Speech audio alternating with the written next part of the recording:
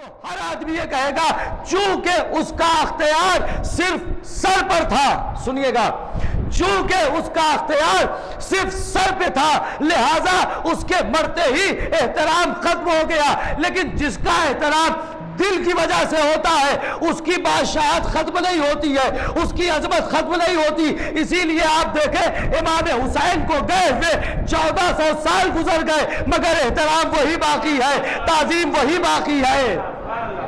صلوات پڑھے محمد و آل محمد۔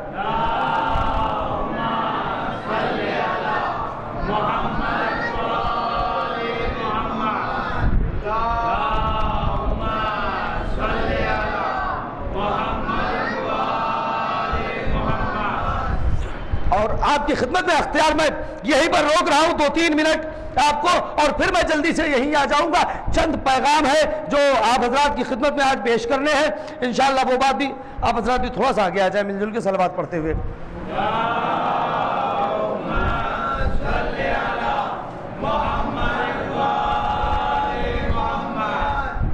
آپ غور کر رہے ہیں، یہ ہے اختیار، توجہ کریں گے، اللہ نے آل محمد علیہ السلام کو اختیار دے کر بھیجا ہے، توجہ کریں گے، یہ ہے صاحب اختیار۔ اور ایسا ہی نہیں کہ صرف دلوں پہ اختیار ہے، یہ وہ ہے کہ چاند پر بھی ان کا اختیار، سورج پر بھی ان کا اختیار، ستاروں پر بھی ان کا اختیار، زمین پر بھی ان کا اختیار، آسمان پر بھی ان کا اختیار، یہاں تک کہ ملک الموت پر یعنی حیات و موت پر بھی ان کا اختیار ہے۔ آپ غور کریں، جتنے افراد آ گئے ہیں انشاءاللہ باتیں پہنچتی رہیں گی اور آپ حضرات تک چیزیں آتی رہیں گی۔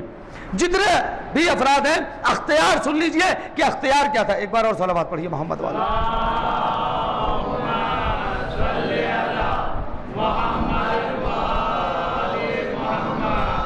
ایک واقعہ جو شاید سینکڑوں مرتبہ کا آپ کا سنا ہو، میں اختیار کی صورت میں نتیجہ الگ دینا چاہتا ہوں، لیکن اگر نتیجہ الگ ہو تو مجھے بتائیے گا کہ نتیجہ الگ تھا اور بات پہنچ گئی۔ پڑھے لکھے افراد بیٹھے ہیں، مجلسی افراد بیٹھے ہیں، مجھ سے بہتر عالم ذاکر خطیب کو آپ سنتے ہیں، میں ایک طالب علم ہوں، سنیے گا۔ مولا کائنات نے 4 سال کوفے میں حکومت کی، آپ غور کر رہے ہیں، کوفے میں حکومت کی، جبکہ میں نے ایک دن کی مجلس میں مدینے کی اہمیت بیان کی تھی کہ مدینہ کیا ہے، لیکن 4 سال تک علی نے حکومت کہاں کی ہے؟ صلوات پڑھیے محمد و آل محمد پہ۔ اجازت ہے؟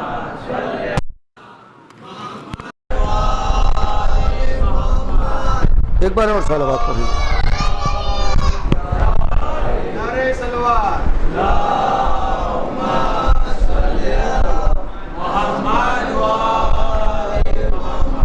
آپ غور کریں، 4 سال تک مولا کائنات نے کوفے میں، جبکہ رسول اللہ ہجرت کر کے مدینے آئے، خلافت اول مدینے میں، خلافت دوم مدینے میں، خلافت سوم مدینے میں، لیکن جیسے ہی مولا کائنات کی ظاہری خلافت آئی مولا نے کوفہ بسا لیا، اور اس کے بعد پھر دوسری کوئی حکومت کوفے میں نہیں رہی۔ آپ غور کر رہے ہیں، مولا کائنات نے صرف، میں ایک بات پہنچانا چاہتا ہوں، یہ ابھی سن لیجئے، بقیہ جملے مسائل میں سنیے گا تاکہ اختیار سمجھ میں آئے۔ علی جو کوفے گئے تھے نا، دیکھیے سارے کام مولا کے پرفیکٹ ہے، خدا کی طرف سے جو گفتگو ہوتی تھی وہ جیسے نبی پہنچاتے تھے ویسے ہی علی پہنچاتے تھے۔ آپ غور کر رہے ہیں، جب دونوں ایک نور سے ہیں تو یہ کہہ کہ آپ چھٹکارا نہیں پا سکتے کہ رسول اللہ وحی الہی کے ساتھ بولتے تھے، بلکہ میرا اپنا عقیدہ ہے اور یہی عقیدہ ہر شیعہ کا ہونا چاہیے کہ جیسے رسول اللہ وحی الہی کے ساتھ بولتے تھے ویسے ہی مولا کائنات بھی وحی الہی کے ساتھ بولتے تھے۔ یہ ایسا نہیں ہے کہ یہ بغیر وحی کے گفتگو کرتے تھے۔ آپ غور کر رہے ہیں، تو یہ جو 4 سال کے ہے، اس 4 سال میں مولا نے جو کچھ کیا، علم پہنچایا، تقویٰ پہنچایا، غور فرما رہے، حکومت کرنے کا سلیقہ بتایا، حکومت کرنے کا طریقہ بتایا، ساری چیزیں بتائی، لوگوں کے ذہنوں کو جھنجھوڑا، لوگوں کے ضمیر کو جگایا، لوگوں کو خدا کے قریب کیا، لوگوں کو نبی کے قریب کیا، لیکن ان ساری چیزوں میں جو سب سے نمایاں چیز ہے وہ یتیم پروری ہے۔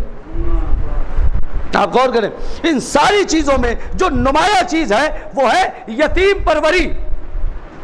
اور ایک جملہ میں کوفے والوں کا اس وقت آپ کی خدمت میں عرض کروں، میں نے اس سے پہلے بھی 1-2 جگہ یہ جملہ پہنچایا ہے اور آج پہنچنا چاہیے، اس مجلس میں نہ پہنچے گا تو کہاں پہنچے گا یہ جملہ؟ علی کی یتیم پروری سب سے نمایاں ہے کوفے میں۔ میرا سوال کیا مدینے میں یتیم نہیں تھے؟ علی مدینے میں بھی یتیم پروری کر رہے تھے، مکے میں یتیم نہیں تھے، علی وہاں بھی، لیکن کوفے میں یتیم پروری. کاش کے جملہ ہوتا کیا تھا پتا ہے؟ سنیے گا قبلہ کرتاز صاحب، جب بھی کوئی غذا آتی تھی علی کے پاس تحفے میں، کوئی کھانا آتا تھا تحفے میں، تو مولا کائنات یتیموں کو بلاتے تھے، کوفے کے یتیموں کو، سارے یتیموں کو بٹھاتے تھے، ان کے سر پہ دست شفقت رکھتے تھے، ان سے مسکرا کے بات کرتے تھے، اپنے ہاتھ سے لقمہ توڑ کر یتیموں کو کھلاتے تھے. بس جملہ کہنے جا رہا ہوں، اپنے ہاتھ سے لقمہ توڑ کر. علی جیسی ذات، توجہ کر رہے ہیں، علی جیسی ذات، کائنات کا مشکل کشا، حلال مشکلات. غور فرما رہے ہیں؟ میں ایک جملہ کہوں، کتنے بانصیب تھے کوفے کے یتیم کہ 4 برس تک ید اللہ کے ہاتھ سے لقمے ملتے رہے. ارے صاحب جملہ ہی نہیں پہنچ پایا. ایک بار اور صلوات پڑھیے محمد و آل محمد پہ.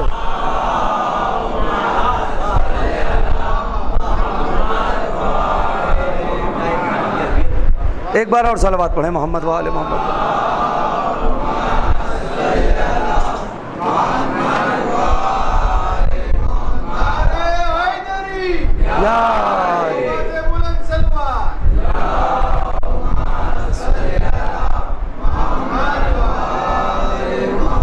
دیکھیں دھیرے دھیرے آمادہ ہو جائے. کتنے نصیب اور کتنا نصیب بلند ہے کوفے کے یتیم بچوں کا کہ ید اللہ کے ہاتھ سے لقمے توڑ رہے ہیں.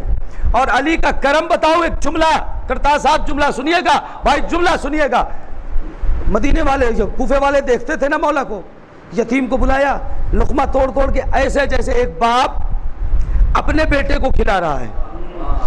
نہیں توجہ کریں، ایک باپ اپنے بیٹے کو کھلا رہا ہے. نہیں میں حدیث پڑھنے جا رہا ہوں. ایک باپ اپنے بیٹے کو جیسے لقمہ کھلا رہا ہے، ایسے علی علیہ السلام کوفے کے یتیموں کو کھلا رہے ہیں. اب سمجھ میں آیا رسول اللہ نے کیوں فرمایا تھا میں اور علی امت کے باپ ہیں. یہ تھوڑا سا آپ کو اور اوپر آنا پڑے گا. اب سمجھ میں آیا کہ کیوں کہا تھا رسول اللہ نے کہ انا و علی ابوا هذه الامه، میں اور علی اس امت کے باپ ہیں. علی نے ویسا کر کے دکھایا. بھائی جملہ سنیے گا، اگر بات پسند آئے تو میں دعا چاہوں گا بزرگان سے. مولا کائنات یتیموں کو لقمہ توڑ توڑ کے کھلاتے ہیں. وہ افراد جو یتیم نہیں تھے وہ اس دست شفقت کو دیکھتے، اس کرم کو دیکھتے، اس لطف کو دیکھتے تو انہوں نے کوفے والوں نے ایک جملہ کہا. آپ نے بہت جملے کوفیوں کو سنے ہیں، آج ایک جملہ کوفیوں کا یہ سنیے. جب علی کا دست کرم دیکھا، علی کی شفقت دیکھی، علی علیہ السلام کی یتیم پروری دیکھی تو کوفے والے کہتے تھے لودت ان کنت یتیما، اے کاش کہ ہم سب یتیم ہوتے. نہیں پہنچی صاحب، بات ہی نہیں پہنچی. اے کاش کہ ہم سب یتیم ہوتے تو ایسے ہی علی ہماری بھی سرپرستی کرتے جیسے ان بچوں کی کر رہے ہیں. آپ غور کر رہے ہیں؟ اے لودت ان کنت یتیما، اے کاش کہ ہم سب یتیم ہوتے. ایک جملہ کہوں فضائل کا کرتاز صاحب، اس سے بڑا جملہ آج کی مجلس میں نہیں کہہ سکتا ہوں. علی اس ذات کو کہتے ہیں کہ جس کا دست کرم دیکھ کر لوگ اپنے باپ کو بھول کر علی کو یاد رکھیں.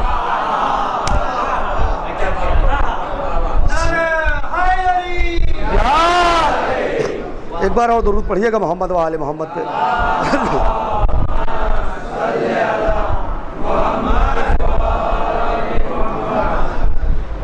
بات پہنچ گئی آپ تک اور ماشاءاللہ سے آپ بیدار بھی ہو گئے. اب سنیے گا ایک واقعہ جو مجھے سنانا تھا. میں نے کہا سینکڑوں مرتبہ کا سنا واقعہ اس لیے جلدی سے نکل جاؤں گا 1 منٹ میں، لیکن اس کا نتیجہ ہے میں یہاں مولانا کرتاز صاحب سے لے کر آپ تک دعا چاہوں گا اگر میں نے بات پہنچا لے جائے.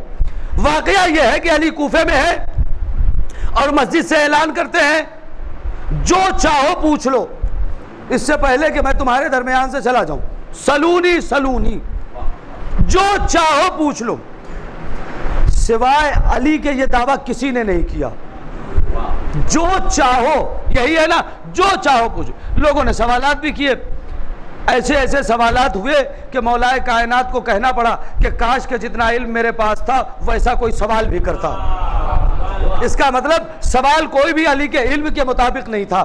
اب سنیے, میں جلدی جلدی پوری طور سے توجہ چاہتا ہوں, لیکن دیکھیں ایک جملہ, میں 9ویں مجلس ہے, میں یہ کبھی نہیں کہتا کہ آپ بولیے گا, لیکن اگر خطیب کا حق ہو تو وہ ضرور دیجیے گا. ایک عورت کو کچھ لوگوں نے چڑھایا اور کہا تو اپنے بیٹے کو تابوت میں لٹا دے. سنا واقعہ ہے نا, نتیجہ سنیے گا آج, آپ سے لے کر یہاں سے لے کر یہاں تک دعا چاہوں. اپنے بیٹے کو تابوت میں لٹا دے, اس نے تابوت میں لٹا دیا. چند افراد, اگر آپ آمادہ ہو تو ایک جملہ کہہ دوں کہ نبی کا جنازہ چھوڑ کر جانے والے کی اولادیں آج نقلی جنازہ لیے آ رہی ہیں.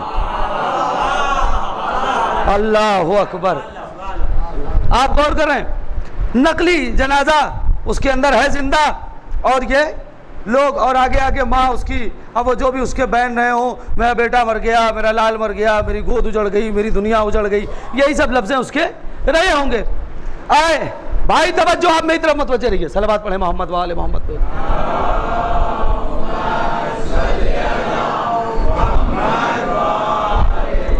آپ متوجہ رہیے گا میری طرف. مولا کے پاس لے آئے, واقعہ میں بہت جلدی سے گزر رہا ہوں. یا علی بیٹا مر گیا ہے, نماز پڑھا دیجئے. مولا نے کہا کہ وارث کون ہے؟ کہا یہ ماں ہے. ہائے توجہ کریں, وارث کون ہے؟ یہ ماں ہے. اس سے پوچھا پڑھا دوں؟ کہا ہاں یا علی پڑھا دیجئے. نماز جنازہ کی نیت کیا ہے؟ نماز میں پڑھتا ہوں میت حاضر پر. نہیں, آپ غور ہی نہیں کر رہے ہیں. نماز میں پڑھتا ہوں میت حاضر پر. اب یہ ہو ہی نہیں سکتا کہ علی میت کہتے ہیں اور کوئی زندہ رہ جائے. آج جڑیے گا, یہ ہو ہی نہیں سکتا کہ علی میت کہتے ہیں اور کوئی زندہ رہ جائے. مولا نے نماز پڑھا دی, نماز مکمل ہو گئی. اب لوگ کہنے لگے یا علی آپ تو کہہ رہے تھے کہ جو چاہو پوچھ لو, زمین سے زیادہ آسمان کے راستے کچھ, آپ کو تو یہی نہیں پتا کہ تابوت کے نیچے زندہ ہے یا مردہ. تو یہی تو آپ سنتے ہیں. مولا نے کہا کہ لے جاؤ, زندہ ہے. تو اس جملے کے بعد جتنے تھے چلے گئے, ماں نہیں گئی. اے مولا غلطی ہو گئی, زندہ کر دیجئے. جملے کی قدر کر لیں صاحب, غلطی ہو گئی, زندہ کر دیجئے. اب یہاں دونوں روایت علماء پڑھتے ہیں, میں دونوں, بعض کہتے ہیں قم باذنی کا اور بعض کہتے ہیں قم باذن اللہ کا. ہمیں اس سے بحث نہیں ہے. بحث یہ ہے کہ علی نے مردہ زندہ کر دیا. نہیں سمجھے فلسفہ موت و حیات؟ جملہ پہنچے تو بتائیے. یہی ہے فلسفہ موت و حیات کہ علی کی نیت کا نام موت ہے, علی کی ٹھوکر کا نام زندگی ہے. صلوات بآواز بلند.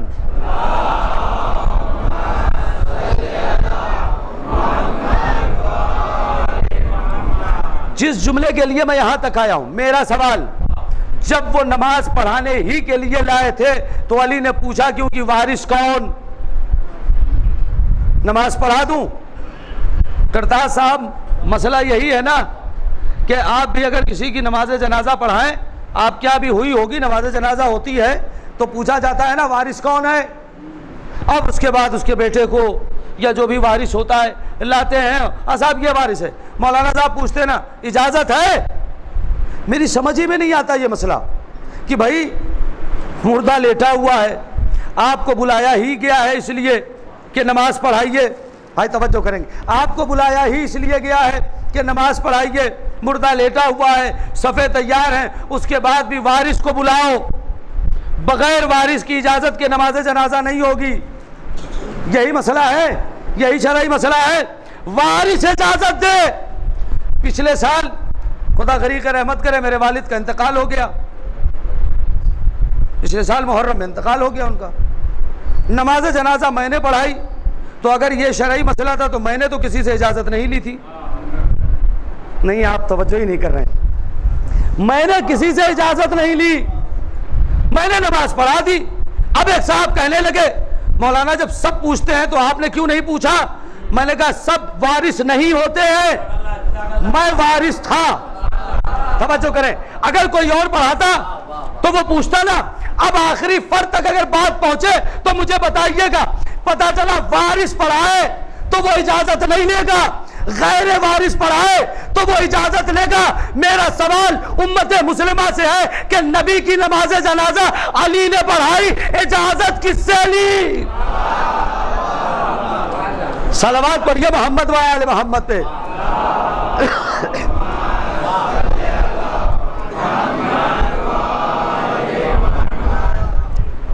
نبی کی نماز جنازہ علی نے پڑھائی, اجازت کس سے لی؟ اگر کسی سے اجازت لی تو لے آؤ, وہ وارث ہوگا, اور اگر کسی سے اجازت نہیں لی تو ماننا پڑے گا علی وارث تھے. صلوات پڑھیے محمد و آل محمد پہ.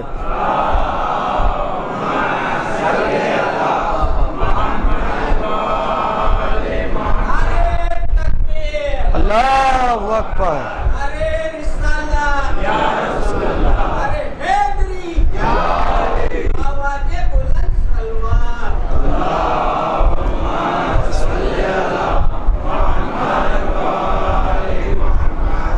آپ غور فرما رہے ہیں؟ بس مجھے یہی تو, یہ اختیار ہے ان کا, موت پہ اختیار, حیات پہ اختیار, حیات و موت پر. اور یہی اختیار اولاد علی میں چلتا آیا, چاہے وہ امام حسن مجتبیٰ ہو اور وہ چاہے امام حسین ہو. 20 سے 25 منٹ کی گفتگو مجھے اب کرنی ہے, آخری منزل کی گفتگو ہے. میں 2-3 جملے کہوں گا اور مجلس مکمل ہو جائے گی. سرکار سنیے گا بھیا, اختیار یہی علی والا اختیار امام حسن کے پاس ہے اور یہی اختیار امام حسین کے پاس ہے. امام حسین نے مردہ ضمیروں کو جھنجھوڑ دیا. قیامت تک کی آدمیت اور قیامت تک کی انسانیت حسین کے پاس ہے. اب یہاں سے بات سنیے گا, بہت اہم گفتگو ہے, آخر کی گفتگو ہے. یہ جو 25-30 منٹ کی گفتگو ہے اسے آپ سن لیجئے گا. ایک جملہ اور یہاں سے بات آگے بڑھے گی. حسین کبھی کسی کا احسان نہیں رکھتے. نہیں بات پہنچی, سنیے گا. حسین کبھی, اب دیکھیے اس جملے کو سن لیجئے گا, ہنسیے گا نہیں. حسین کسی کا کبھی احسان نہیں لیتے. تاریخ لاک ڈاؤن گواہ ہے. تاریخ لاک ڈاؤن گواہ ہے کہ جس نے اپنے بھروسے مجلس کرنا چاہی وہ نہیں کر سکا. توجہ ہی نہیں کر رہے ہیں آپ. تاریخ لاک ڈاؤن گواہ ہے, جس نے اپنے بھروسے اپنی طاقت پہ میں کر لوں گا, میں اجازت لے لوں گا, میں یہ کر لوں گا, وہ نہیں کر سکا. لیکن جس نے حسین کے بھروسے فرش عزا بچھا لیا اس نے مجلس کر لی.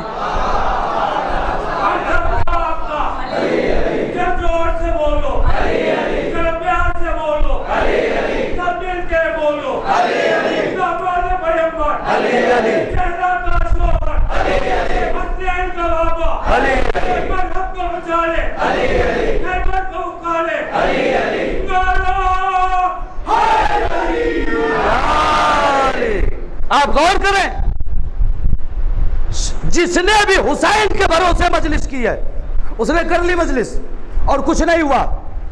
طاقت کے بھروسے والے بیٹھے رہ گئے. کیوں؟ یہ طاقت والے مجلس نہیں کر پائے, لیکن حسین پر اعتبار کرنے والے کر سکے, اس لیے کہ حسین احسان نہیں لینا چاہتے. کل تم یہ کہہ دو مجلس نہیں ہو رہی تھی میں نے کر دیا, توجہ کرے, مجلس نہیں ہو پا رہی تھی میں نے کر دیا. مجلس کو تمہاری ضرورت نہیں ہے, تمہیں مجلس کی ضرورت ہے. سنیے میں جس طرف لے جانا چاہتا ہوں, صلوات پڑھے محمد و آل محمد.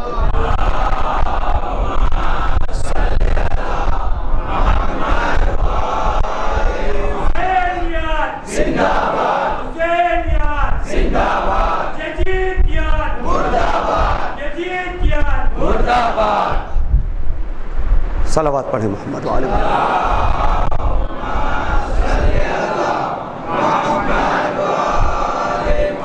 دیکھیں جو افراد اب تک متوجہ نہیں ہیں, میں 2 بند سنائے دیتا ہوں تاکہ متوجہ ہو جائیں. سنیے گا, اور اگر مصرے سچے ہوں, آپ کے دل کو جا کے لگے تو بتائیے گا, ورنہ خاموش رہ جائیے گا, کوئی مسئلہ نہیں ہے. آپ, میں کہہ رہا ہوں نا, بالکل میری طرف سے چھوٹ ہے, آپ داد نہیں دیں گے کوئی مسئلہ نہیں, لیکن اگر حق ہو تو بتائیے گا. اور سچی بات ہو، یہی عقیدہ آپ کا بھی ہو تو بتائیے گا، جو دے دیا ہے ہمیں اپنے در سے سرور نے، اگر ملا ہے تو بولنا ورنہ خاموش رہنا، جو دے دیا ہے ہمیں اپنے در سے سرور نے، وہ خواب میں بھی نہ دیکھا کبھی سکندر نے۔ بھائی تھوڑا سا آمادہ ہو گئے، جو دے دیا ہے ہمیں اپنے در سے سرور نے، وہ خواب میں بھی نہ دیکھا کبھی سکندر نے، پڑھا دیا ہے یہ ہم کو سبق 72 نے، پڑھا دیا ہے یہ ہم کو سبق 72 نے، کہ حسین والوں کے دعوے دلیل ہوتے ہیں، یزید والے ہمیشہ ذلیل ہوتے ہیں۔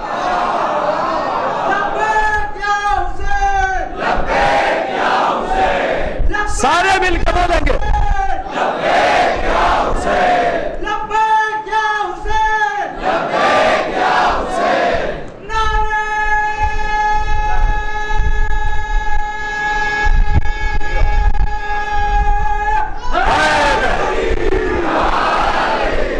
جو دے دیا ہے ہمیں اپنے در سے سرور نے، وہ خواب میں بھی نہ دیکھا کبھی سکندر نے، پڑھا دیا ہے یہ ہم کو سبق 72 نے، حسین والوں کے دعوے دلیل ہوتے ہیں، یزید والے ہمیشہ، مل کے بول دیجئے گا، یزید والے ہمیشہ، جہاں پہ چھوڑ گئی سرخی شفق ہم کو، جہاں پہ چھوڑ گئی سرخی شفق ہم کو، وہیں پہ روشنی دیتا ہے حرف حق ہم کو۔ سنیے گا، جہاں پہ چھوڑ گئی سرخی شفق ہم کو، وہیں پہ روشنی دیتا ہے حرف حق ہم کو، بتا رہا ہے یہ اسلام کا سبق ہم کو، بتا رہا ہے یہ اسلام کا سبق ہم کو، کہ علی کو فاتح بدر و حنین کہتے ہیں۔ سنیے گا، علی کو فاتح بدر و حنین کہتے ہیں، شہادتوں کے خدا کو حسین کہتے ہیں۔ واقع ساتھ دل مولا، علی مولا، علی مولا، علی بولی فلک بولا، علی مولا، علی مولا، واقع ساتھ دل مولا، علی مولا، علی مولا، نعرہ حیدری، یا علی، بلند سلوہ، اللہم صلی علی محمد وآل محمد۔ بس جہاں تک جس نے اپنے بھروسے کرنا چاہی وہ نہیں کر سکا، لیکن جس نے حسین کے بھروسے پہ مجلس کی نا اس نے کر لی، جس نے امام کے بھروسے مجلس کی نا اس نے مجلس کر لی۔ لہٰذا ایک جملہ کہوں، فرش عزا امام کے بھروسے بچھائیے گا، عوام کے بھروسے نہیں۔ نہیں، غور ہی نہیں کیا آپ نے۔ فرش عزا امام کے بھروسے بچھائیے گا، امام کے بھروسے مت بچھائیے گا۔ جب امام کے بھروسے بچھاؤ گے تو امام مدد کریں گے، عوام کا کیا ہے، وہ آ جائیں گے۔ لیکن ایک جملہ کہوں، آپ سب عزادار ہیں، اللہ آپ کو سلامت رکھے۔ حسین اخلاص چاہتے ہیں۔ کربلا میں حسین عرق انسانیت نچوڑ کے لائے تھے۔ حسین اخلاص چاہتے ہیں۔ بظاہر تو سامنے جتنے تھے سب دکھ رہے تھے مسلمان ہیں، آپ غور کر رہے ہیں، لیکن امام حسین نے ان میں سے کسی سے نہیں کہا کہ میری طرف آ جاؤ، کوفے سے حبیب کو بلا لیا۔ ان میں سے کسی سے نہیں کہا کہ میری طرف آؤ، حر کا انتظار کر لیا۔ کیوں؟ حسین دل کو پڑھتے ہیں کہ ان کا کون ہے، اور وہ جو ان کا ہوتا ہے وہ اسے اپنا بھی لیتے ہیں۔ لہذا مجلسوں اور فرش عزا پہ خلوص ضرور رکھیے گا۔ آپ کا کام ہے صرف فرش عزا بچھا دینا، رونق اسے بخشنا اہل بیت کا کام ہے۔ کہ آپ سمجھو کریں صاحب، آپ کا کام ہے فرش عزا بچھا دینا، آپ بچھا دیجئے، اور کسی مجلس کو چھوٹی اور بڑی کبھی مت کہیے گا۔ ایک جملہ اور آگے کہوں، کل ایسی بات چل رہی تھی، نہ مجلس چھوٹی بڑی ہوتی ہے، نہ مجلس فلاپ اور کامیاب ہوتی ہے۔ آپ غور کریں، مجلس چھوٹی بڑی نہیں ہوتی، کبھی کبھی چھوٹی مجلس حسین قبول کر لیتے ہیں، بڑی مجلس رد کر دیتے ہیں۔ توجہ کریں گے، کبھی کبھی چھوٹی مجلس حسین قبول کر لیتے ہیں۔ نیت کیا ہے؟ الاعمال بالنیات ہے یا نہیں ہے؟ سارے عمل کا دار و مدار نیت پہ ہے۔ سنیے میں آپ کی خدمت میں، کل بھی میں نے یہاں ایک روایت پڑھی تھی، لیکن کل جتنے مومنین مجلس میں تھے اس میں سے 50% نے مجھ سے یہ کہا مولانا کل اس روایت کو پھر سے پڑھیے۔ میں سنا رہا ہوں، چونکہ مجلس لائیو چل رہی ہے، کوئی یہ نہ کہے کہ ریپیٹ کر دیا دوسرے ہی دن، اس لیے میں کہہ رہا ہوں کل یہ روایت میں نے یہی پڑھی ہے۔ سنیے، ایران میں ایک بزرگ عالم تھے، خطیب تھے، آیت اللہ کوثری، ایک بزرگ خطیب تھے ایران میں، آیت اللہ کوثری۔ کل افراد تھوڑے کم تھے، آج جتنے افراد ہیں آپ حضرات تک بات پہنچنی چاہیے، جتنے میرے سامنے ہیں اور جہاں تک میری آواز پہنچ رہی ہے، میں انہیں نہیں دیکھ رہا ہوں، وہ مجھے نہیں دیکھ رہے۔ ایران میں ایک بزرگ آیت اللہ تھے، آیت اللہ کوثری، وہ خطیب تھے، ایران کی جتنی بڑی مجلسیں تھی وہی پڑھتے تھے، یہاں تک کہ آقا خمینی رحمت اللہ علیہ کے گھر میں جو مجلس ہوتی تھی اس مجلس کو بھی آیت اللہ کوثری پڑھتے تھے۔ اب سوچئے خمینی صاحب اگر مجلس کریں اور اس میں کسی خطیب کو بلائیں تو اس خطیب کا لیول کیا ہوگا؟ ایسا خطیب۔ عاشورے کا دن بھائی تحفے میں یہ روایت لے کر جائیے گا، دل کے اندر جانی چاہیے، سما جانی چاہیے۔ آیت اللہ کوثری عاشور کا دن ہر خطیب مصروف ہوتا ہے، کئی مجلسیں ہیں، عصر عاشور ہے، اذان علی اکبر ہے، شام غریبہ ہے، کئی مجلسیں ہوتی ہیں، اور اتنا بڑا خطیب، لہٰذا ان کے پاس ایک کے بعد دوسری مجلس، بھائی سنیے گا، ایک کے بعد دوسری مجلس، دوسرے کے بعد تیسری مجلس، تیسری کے بعد چوتھی مجلس، لائن سے آگا ایک مجلس پڑھتے ہیں۔ آیت اللہ کوثری ایک مجلس پڑھتے ہیں اور مجلس پڑھ کے باہر نکلتے ہیں دوسری مجلس کے لیے، تب تک 2-3 چھوٹے چھوٹے بچے 7, 8, 9 سال کے بچے آتے ہیں اور کہتے ہیں آقا کوثری ہمارے یہاں مجلس پڑھ دیجئے، آقا کوثری ہمارے یہاں مجلس پڑھ دیجئے۔ آقا کوثری کہتے ہیں نہیں میرے پاس وقت نہیں ہے، اتنا بڑا خطیب ہے، بزرگ ہے، وقت نہیں ہے، پہلے سے دوسروں کے یہاں وعدے ہیں۔ کہا نہیں میرے، لیکن وہ بچے ہیں ضد کر گئے، نہیں آقا مجلس تو آپ ہی کو پڑھنی ہے۔ ارے بیٹا میرے پاس وقت نہیں ہے، نہیں مجلس آپ ہی کو پڑھنی ہے۔ سنیے گا، مجلس آپ ہی کو پڑھنی ہے۔ تبرک جو بٹتا ہے نا، چائے، شربت، کھانا، اسے چون کے کھانا، بے حرمتی مت کرنا ہے اس کی، تبرک میں نقص مت نکالنا، نمک کم تھا، مرچا زیادہ تھا، کہاں سے بنوایا، اچھا نہیں بنا، کبھی یہ نہیں، ابھی میں روایت سنا رہا ہوں لرز جائیے گا آپ، کبھی بھی تبرک کے سلسلے میں بس یہ سوچ لینا کہ نسبت حسین سے ہو گئی ہے، لہذا اس سے اچھا ذائقہ، بلکہ ایک جملہ کہوں، سچی بات تو یہ ہے کہ تبرک سے زیادہ پاک غذا جنت میں بھی نہیں ہے۔ میں نے بہت ذمہ داری سے یہ جملہ کہہ دیا، جس تک پہنچ گیا، صلوات پڑھیے محمد وآل محمد پہ۔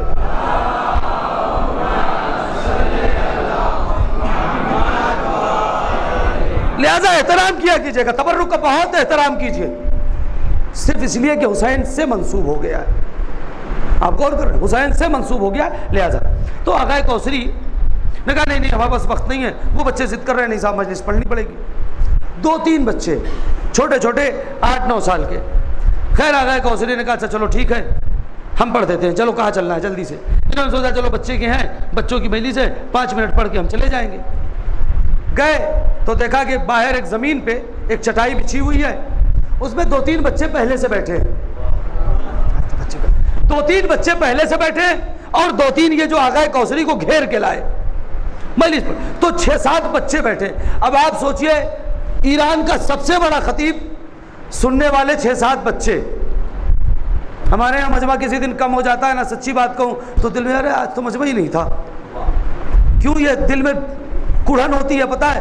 اس لیے کہ ہم عوام کے لیے پڑھتے ہیں، اگر امام کے لیے ہم پڑھتے نا تو سوچتے ہی نہیں کہ مجمع تھا کہ نہیں، اس لیے کہ جنہیں سنانا تھا وہ آ گئے تھے۔ آپ غور کر رہے ہیں، سچی بات ہے، ہم نے عوام کے لیے پڑھا اسی لیے سوچ رہے تھے مجمع نہیں ہے، آج بہت بڑا مجمع ہے، تو یہ ہمارا خلوص چلا گیا، خلوص ختم ہو گیا، اس کا آج مجھے تو نہیں ملنے والا ہے، باقی کا میں نہیں ذمہ دار ہوں۔ صلوات پڑھیے محمد وآل محمد۔ ہاں میں اپنی بات کہوں گا،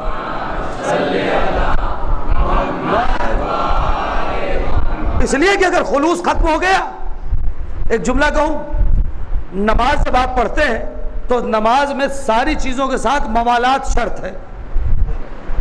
موالات کا مطلب بتا دوں اپنے چھوٹے بھائی. مثلا آپ نے نیت کی ہے ظہر کی 4 رکعت پڑھتا ہوں, تو جب تک آپ یہ 4 رکعت نماز پڑھتے ہیں نا, یہ نیت باقی رہنی چاہیے. بیچ سے اگر نیت ٹوٹ گئی تو آپ کی عبادت ختم ہو جائے گی. آپ کو اسی طریقے سے جتنی دیر مجلسوں میں بیٹھیے تو موالات شرط ہے. نہیں توجہ کی, جتنی دیر بیٹھو تو یہ تصور رہے کہ میں حسین کی مجلس میں بیٹھا ہوں. سنیے گا انشاءاللہ بات پہنچے گی. تو خیر آقا کوثری گئے, 5 7 8 لڑکے چھوٹے چھوٹے بچے بیٹھے ہیں. انہوں نے 5 منٹ کی مجلس پڑھی, 2-3 جملے فضائل کے اور 2-3 جملے مصائب کے بس, اور اس کے بعد جانے لگے. تو ایک انہی میں سے بچی تھی چھوٹی سی 7-8 برس کی بچی, انہی بچوں میں جو بانیان مجلس میں سے تھے. اس بچی نے کہا آقا چائے پی لیجئے, چائے پی لیجئے. اگر میرے پاس وقت نکال نہیں صاحب, تبرک ہے, بغیر تبرک چکھے آپ کیسے جائیں گے. اس کے بعد اس بچی نے کہا آقا چائے پی لیجئے, میں نے اپنے ہاتھ سے بنائی ہے. چائے پی لے, میں نے اپنے ہاتھ سے بنائی ہے. آقا کوثری نے کہا چلو ٹھیک ہے بیٹا لاؤ چائے لے آؤ. 1 کپ چائے وہ لڑکی اپنے کانپتے, چھوٹی بچی ہے, کانپتے ہاتھوں سے لے آئی. اب لکھا تو یہی ہے کہ آقا کوثری نے چائے دیکھا, رنگت ٹھیک نہیں لگی. بہت بڑے خطیب کی بات کر رہا ہوں. اس کو اور چائے ٹھنڈی ہو چکی تھی, تو چونکہ وہی باہر زمین پہ ہو رہی تھی, آقا نے ایک طرف چائے گرا دی. اگر ٹھیک ہے بیٹا ہو گیا, اب ہم جا رہے ہیں. آخری فرد تک بھائی تبرک کے طور پر یہ روایت لے کر جائیے. رات میں گئے, شام غریبہ وغیرہ پڑھنے کے بعد دن بھر کی مصروفیت کے بعد سو گئے. رات میں دیکھا جناب سیدہ خواب میں آئی اور کہتی ہیں کوثری آج دن میں جتنی مجلسیں تم نے پڑھی ہیں میں نے ایک نہیں قبول کی.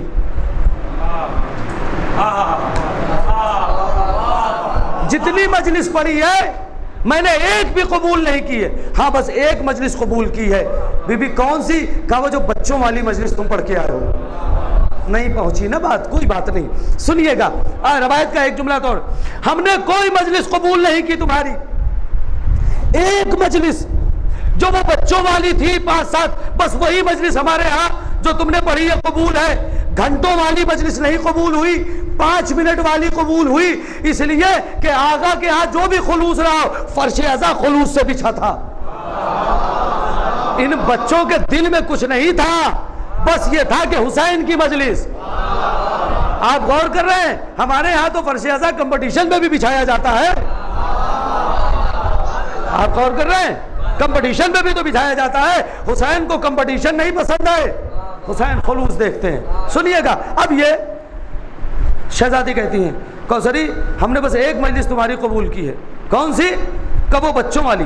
اس کے بعد شہزادی کہتی ہیں سنو, ایک مجلس تمہاری ہم نے قبول کر لی ہے, اس کے بعد بھی ہم تم سے راضی نہیں ہیں.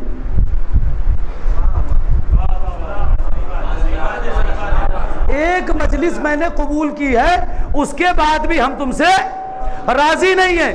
بی بی جب مجلس قبول ہو گئی تو راضی کیوں نہیں ہے؟ کہا وہ چائے تم نے پھینک کیوں دی تھی؟ ارے کیا سن رہے ہیں؟ سوچیں, ایک ایک مجلس پر سیدہ کی نظر ہے, ایک ایک عزادار پہ سیدہ کی نظر ہے. کیا کہا تم نے وہ چائے پھینک دی, یہ بھی نہیں سوچا کہ میرے بیٹے کا تبرک تھا.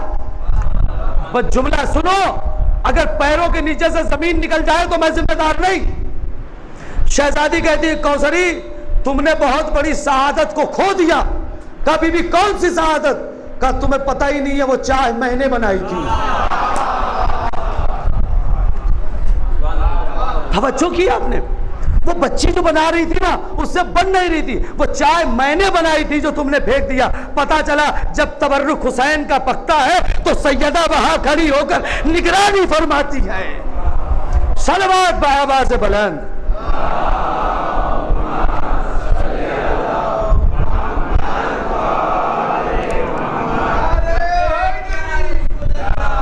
لبیک یا رسول اللہ, لبیک یا علی, لبیک یا علی, لبیک یا حسن, لبیک یا حسن, لبیک یا حسین, لبیک یا حسین, لبیک یا امام زمانہ, لبیک یا امام زمانہ, لبیک یا مولا رضا, لبیک یا مولا, لبیک یا حضرت عباس,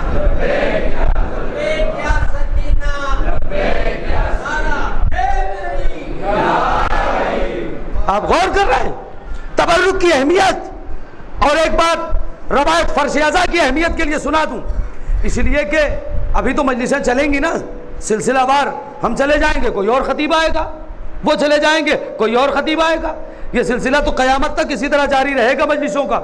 اور آپ حضرات ہیں، کل آپ کے بچے ہوں گے، پرسوں ان کے بچے ہوں گے، تو نہ خطیب ختم ہونے والے ہیں نہ مجمع ختم ہونے والا ہے، لہذا جب تک زندہ رہیے گا روایت سنیے گا،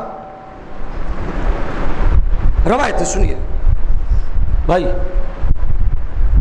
اللہ نے کچھ ملائکہ خلق کیے ہیں جو فرش ازا پر آ کر بیٹھتے ہیں اور حسین کے عزاداروں کے لیے دعا کرتے ہیں۔ سنیے گا، اپنے مقدر پہ ناز کرو کہ ملائکہ کی دعاؤں میں شامل ہو، آپ غور کر رہے ہیں، مگر سچے عزادار بن کے آنا، سچے عزادار بن کے آنا۔ حسین کو جھوٹے لوگ پسند نہیں ہیں، آپ غور کر رہے ہیں، عزادار ہیں تو پھر عزادار رہے۔ وہ ملائکہ جب واپس جاتے ہیں، سنیے گا، تو ان کے بدن سے خوشبو آتی ہے جو اس ذکر کے عوض میں انہیں ملتی ہے، پتہ نہیں کہاں سے رہیں گے۔ جب وہ جنت میں جاتے ہیں تو دوسرے فرشتے کہتے ہیں کہ یہ تمہارے بدن سے خوشبو آ رہی ہے، ایسی خوشبو تو جنت میں بھی نہیں ہے، یہ تمہارے بدن سے خوشبو آ رہی ہے، ایسی خوشبو تو جنت میں بھی نہیں ہے، کہاں سے آ رہے ہو، خوشبو کہاں سے لے آئے؟ کہا ہم مجلس میں گئے تھے، وہاں یہ فرش ازا کی خوشبو ہے۔ آپ غور ہی نہیں کر رہے، فرش ازا کی خوشبو ہے۔ تو وہ فرشتے کہتے ہیں ہمیں بھی لے چلو نا، تاکہ وہ خوشبو ہمارے بھی مقدر میں آ جائے۔ نہیں، آپ غور کریں، ہمیں بھی لے چلو تاکہ وہ خوشبو ہمارے مقدر میں آ جائے۔ تو وہ فرشتے کہتے ہیں لیکن مجلس تو ختم ہو گئی۔ ارے غور کریں صاحب، وہ فرشتے کہتے ہیں لیکن مجلس تو تمام ہو گئی، مجلس تو ختم ہو گئی۔ یہ کہتے ہیں کیا ہوا، مجلس ختم ہو گئی، جگہ تو باقی ہے۔ توجہ کریں، مجلس ختم ہو گئی تو کیا ہوا، جگہ تو باقی ہے۔ پتہ چلا جو جس جگہ پہ مجلس ہوتی ہے وہ جگہ بھی معتبر ہو جاتی ہے، صرف اتنی دیر تک نہیں جتنی دیر مجلس ہو، مجلس کے بعد بھی یہ جگہ معتبر ہے۔ آپ غور کر رہے ہیں۔ خیر، وہ فرشتے دوسرے فرشتوں کو لے کر آتے ہیں، اور وہ فرشتے آنے کے بعد اس جگہ پہ اپنے پر کو مس کرتے ہیں تاکہ جو فرش ازا کی خوشبو ہے وہ ان کے پروں میں بھی آ جائے۔ کہاں ہے؟ یہ ہے فرش ازا، یہ ہے حسین کی مجلس۔ پھر وہی اخلاص چاہیے، خلوص چاہیے۔ کوشش کیا کیجئے کہ فرش ازا پر خلوص کے ساتھ آئیں تاکہ سیدہ قبول کریں۔ آپ غور کریں، ہمارے ہاں ایک دو چیزیں اور ہیں جو باتیں کی جاتی ہیں، چاہتا ہوں آج کی مجلس میں یہ بھی پہنچ جائے۔ بعض افراد عمل پہ بڑا زور دیتے ہیں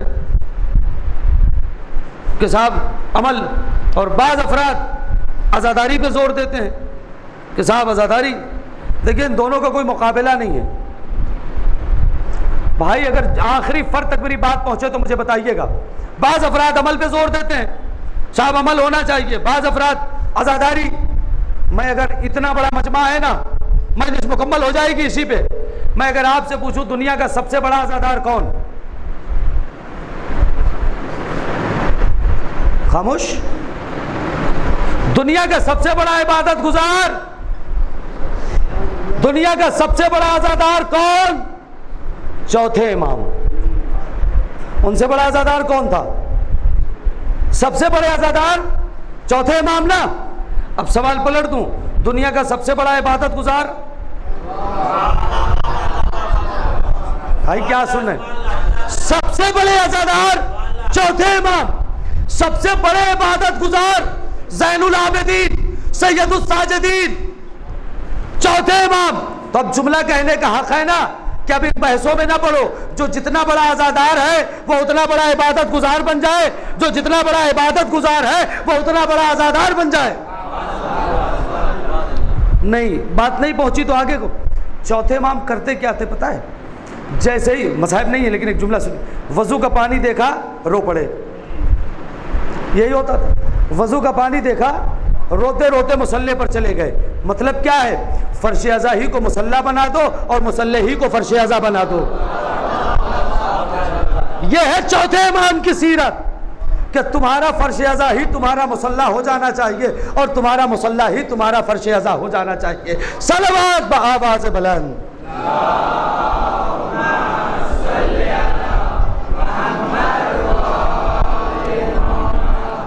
آپ غور کر رہے ہیں. لہذا کل ملا کے ہی تاکہ آنے والے جو دن ہیں وہ ان ایام سے زیادہ سخت ہیں.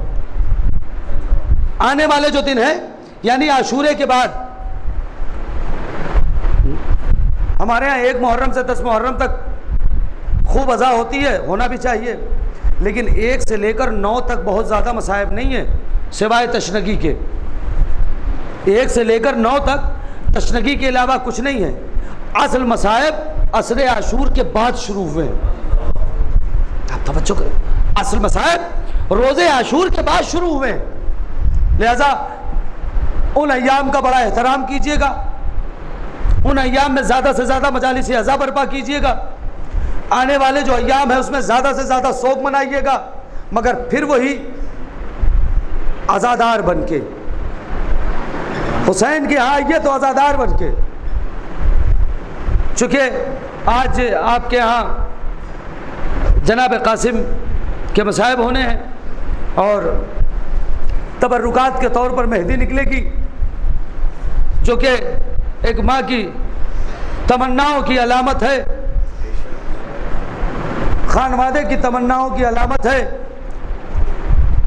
لیکن میں آپ کی خدمت میں چاہتا ہوں تھوڑا سا آپ آمادہ ہو جائیں مصائب تک جانے کے لیے. ایک بند پاکستان کا اور ایک بند ہندوستان کا, جناب قاسم کی جنگ کے حوالے سے, اور اس کے بعد مصائب مجلس مکمل ہو جائے گی. پاکستان سے استاد قمر جلالوی کے مصرے اور ہندوستان سے آفتاب دکن علامہ اختر زیدی کے مصرے. میں پھر کہہ رہا ہوں, نہیں سمجھ میں آئے مت بولیے گا, لیکن اگر سمجھ میں آ جائے تو خاموش نہ رہیے گا. استاد قمر جلالوی کہتے ہیں جنگ قاسم کا نہ پوچھو کہ ٹھکانہ ہی نہیں.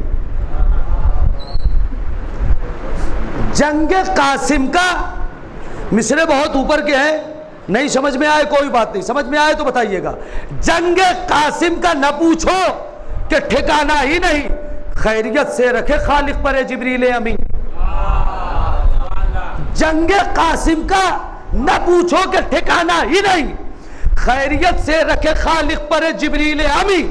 غیظ میں وار جو کرتے ہیں سرے لشکر کی, آسماں کانپنے لگتا ہے لرزتی ہے زمین. بھائی سنیے, غیظ میں وار جو کرتے ہیں سرے لشکر کی, آسماں کانپنے لگتا ہے لرزتی ہے زمین. ایسے جرار زمانے میں کہاں ملتے ہیں. میں نے کہا بیت بہت اوپر کی ہے, ایسے جرار زمانے میں کہاں ملتے ہیں.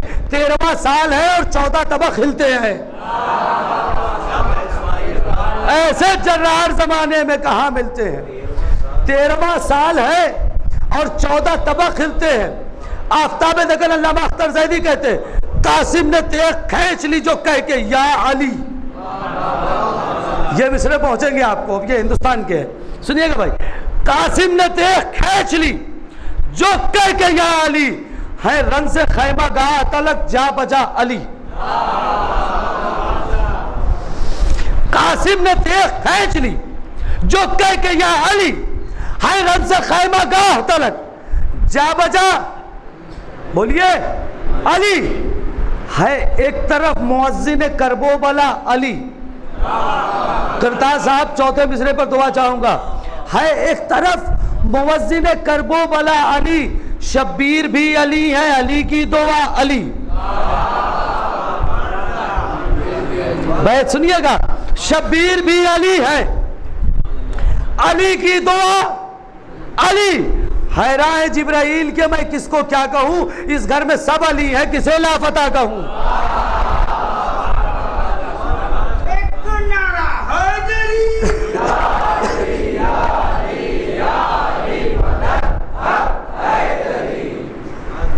ایک بار اور تلاوت پڑھیے محمد والے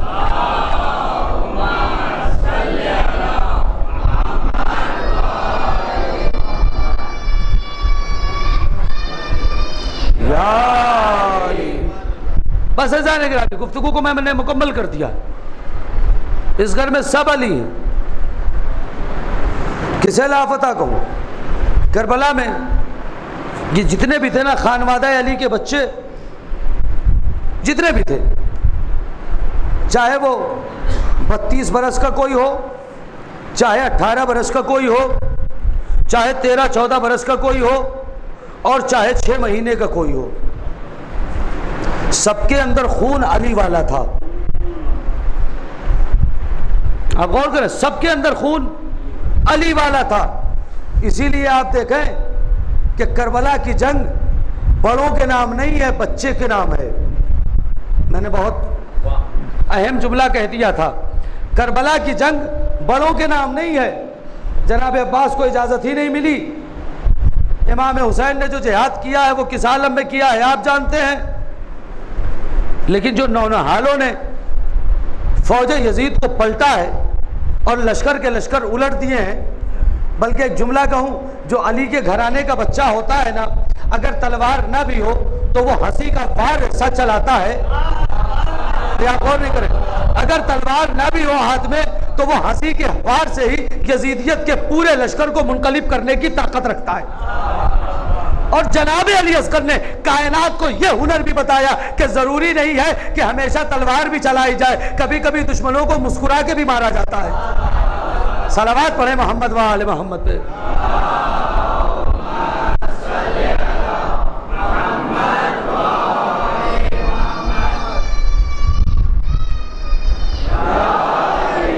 بس سر خدا سلامت رکھے اور پروردگار آپ سب کی عزا کو قبول کرے. بس اس مجلس میں یہی دعا ہے، چونکہ بعد میں دعا ممکن نہیں ہے، کہ پروردگار آپ سب کی حاضری اور ہماری ذاکری کو قبول فرمائے. خدایا ان میں جو بھی صاحب حاجات ہیں ان کی حاجتوں کو پوری فرما. اگر کوئی بیمار ہے تو بیمار کربلا کے صدقے میں شفائے کاملہ واجلہ عنایت فرما. کوئی بے روزگار ہے تو روزی عنایت فرما. کوئی جو لوگ برسر روزگار ہیں ان کی روزی میں ترقی عنایت فرما. ہم سب کے گناہ کبیرہ اور صغیرہ کو معاف فرما. مالک ہمیں جتنے بھی افراد حج و زیارات کے مشتاق ہیں انہیں حج و زیارات سے مشرف فرما. مالک شب اول قبر مولا کائنات کی زیارت نصیب فرما. دنیا میں زیارت امام حسین اور آخرت میں شفاعت امام حسین نصیب فرما. مالک امام کے ظہور میں تعجیل فرما. ہمیں ان کے خاص اور مخلص غلاموں میں شمار فرما. مالک جیسا امام چاہتا ہے ویسا آزادار بنا دے. صلوات بآواز بلند.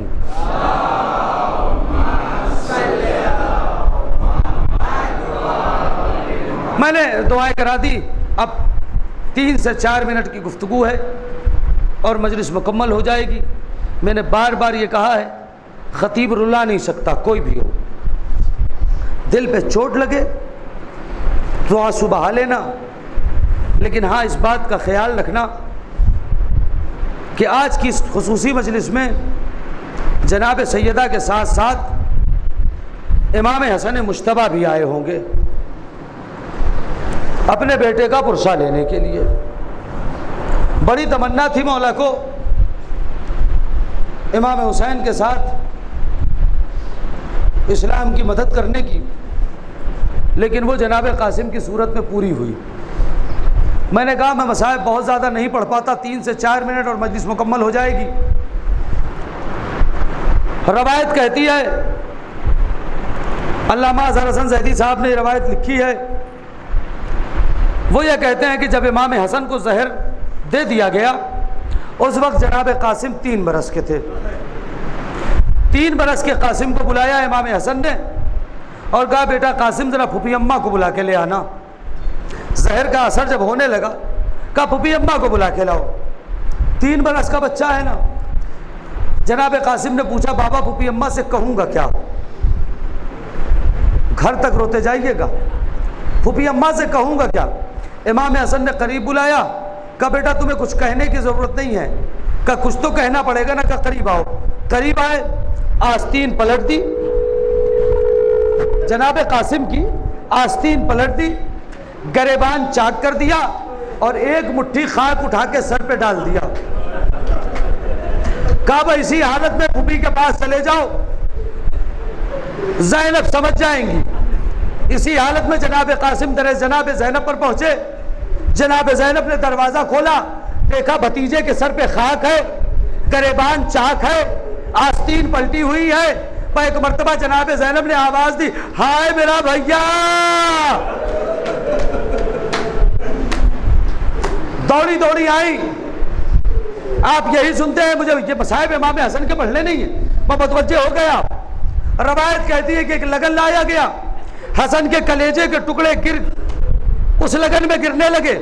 جناب زینب نے جب یہ منظر کو دیکھا، روایت کہتی ہے، علامہ زرزن زیدی نے لکھا کہ جناب زینب بے ہوش ہو گئی لگن میں بھائی کے کلیجے کے ٹکڑے دیکھ کر. میں ہاتھوں کو جوڑ کے کہوں گا بی بی آج تو صرف کلیجے کے ٹکڑے دیکھے ہیں، آپ سے برداشت نہ ہوا، کل جب لاشے کا ٹکڑا دیکھیے گا تب کیا عالم ہوگا.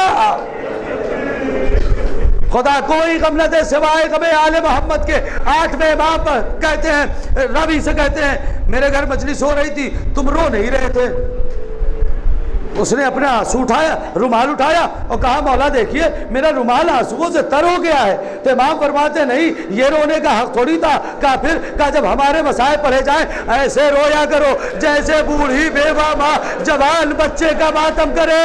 ارباب ازا آخری دن ہے، آج تو تمناؤں کا ماتم ہے.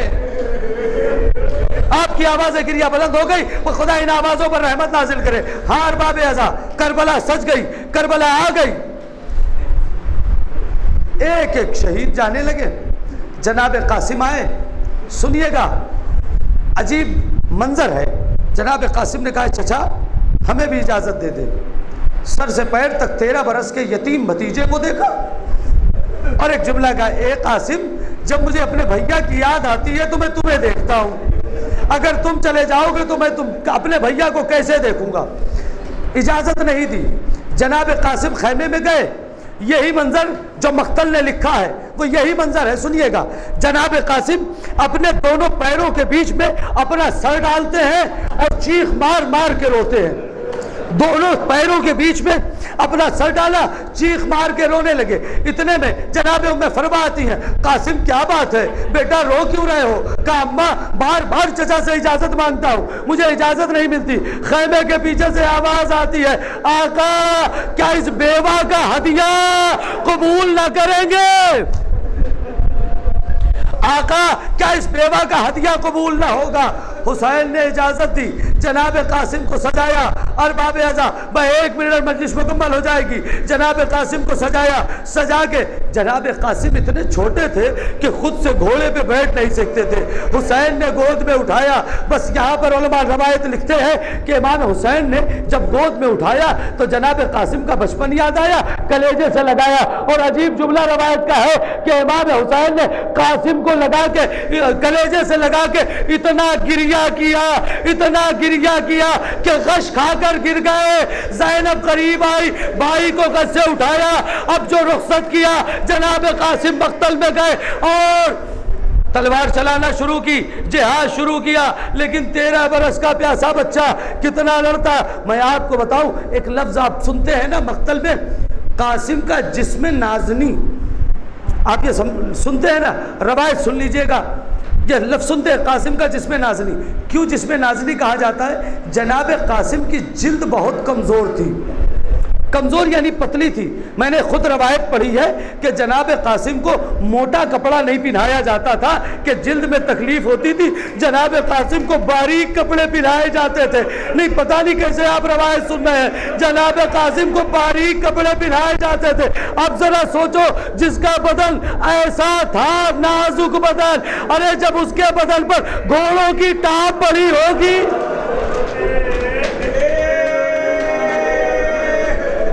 خدا کوئی غم نہ دے سوائے غم آل محمد کے.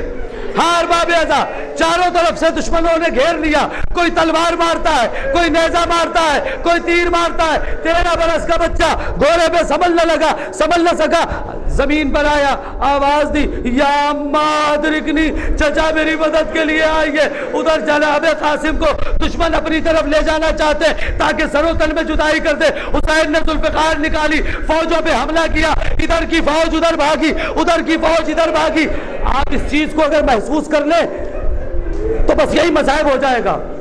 घोड़े की जो टाप होती है उसके नीचे लोहा लगा होता है, हो गया मसाइब।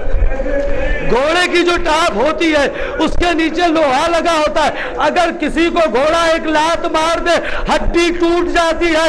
हार कासिम, इधर के घोड़े उधर, उधर के घोड़े इधर, बीच में कासिम का बदन। कासिम आवाज देते रहे, चचा चचा।